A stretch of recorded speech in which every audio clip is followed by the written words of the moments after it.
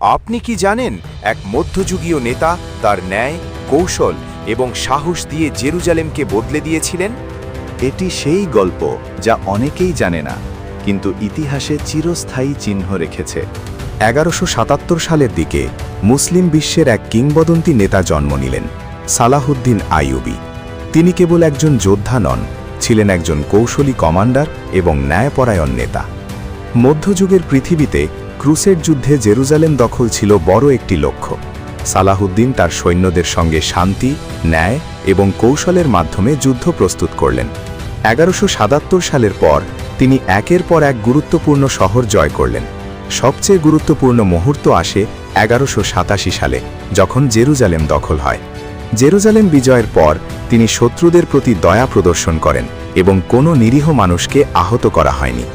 এই বিজয় মুসলিম ইতিহাসের সবচেয়ে বড় ঘটনা হিসেবে স্মরণীয় হয়ে থাকে। সালাহুদ্দিনের কাহিনী শুধু যুদ্ধ নয়, ন্যায়, কৌশল এবং মানবতার প্রতীক। এভাবেই ইতিহাসে তার নাম হয়ে যায় এক কিংবদন্তি এবং অনন্য নেতা। আপনি কি জানতেন সালাহুদ্দিন এতটা ন্যায়পরায়ণ ছিলেন? আপনার প্রিয় ইতিহাসের লিডারকে